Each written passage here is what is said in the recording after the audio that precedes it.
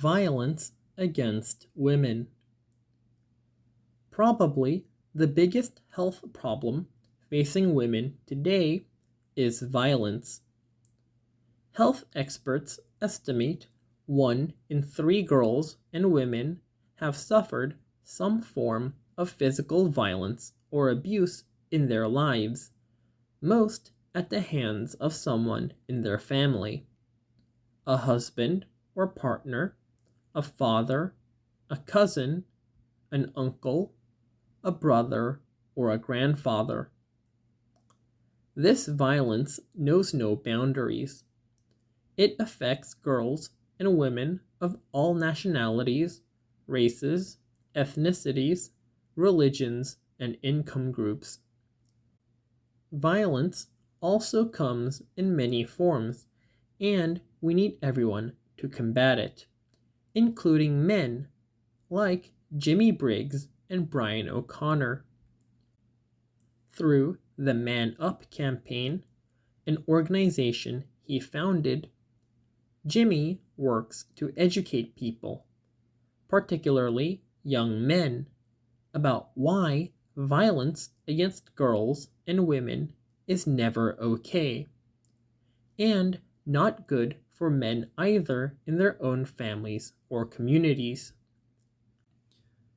Man Up has helped men like Thierry Kajaneza, an activist from Burundi, become more vocal on women's rights and more effective in protecting and supporting women in their own communities across his country. Brian O'Connor runs a program called Coaching Boys into Men, part of Futures Without Violence, an organization that has been working to prevent violence for more than 30 years.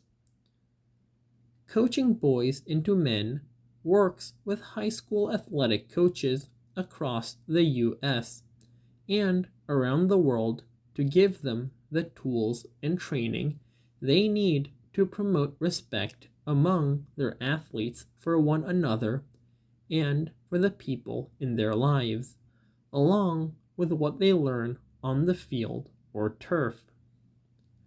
Coaches learn how to help their teams understand that violence is never okay.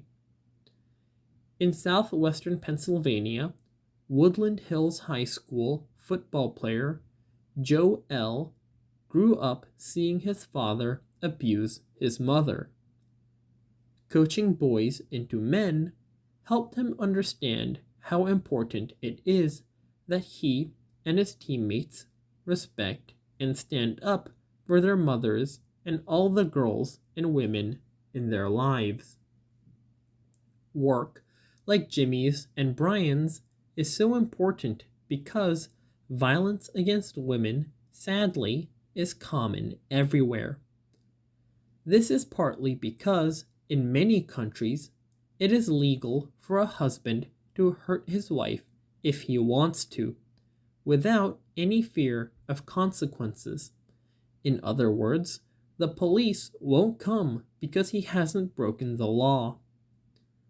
Even in places with laws that say men can't do that, many women do not report violence for fear of punishment. Even when women do report violence, the men who abused them are not usually charged with a crime or punished. That's sadly true in the US, as in so many countries. In some countries, many people, even women, think it's okay for husbands to use violence to make a point or win an argument with their wives. In Ethiopia, almost 1 out of 2 women think it's okay for a husband to beat his wife. This has an impact long after a wife or a mother has recovered. Witnessing violence as a child is a risk factor for experiencing violence later in life. Girls watch their mothers or sisters being abused and do not know that it's never okay for someone to hit or beat them or anyone. They grow up expecting violence and are often hurt later in life by their boyfriends and husbands. It's not only family members who pose risks to girls and women. Human traffickers are criminals who take people, generally women and even young girls, from their homes by force or by tricking them, promising good jobs or education while all along planning to sell their victims into slave like conditions or outright slavery. Because girls are generally perceived as less valuable to their families than their brothers, they are especially vulnerable to being turned into slaves. At any point, there are approximately 2.4 million people who have been trafficked from one country to another, and as many as 30 million people living and working in slavery. Yes, slavery in our world today. Most are women and girls who aren't allowed to go to school, to lead their own lives, to make their own decisions, and who suffer horrible abuse and violence. Many will die in slavery.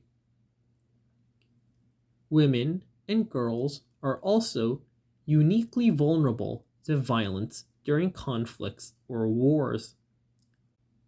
As you may have read in religious stories or history textbooks, armies and soldiers have used violence on civilians versus solely on other soldiers as a tool of war and terror forever. Sadly, this still happens today.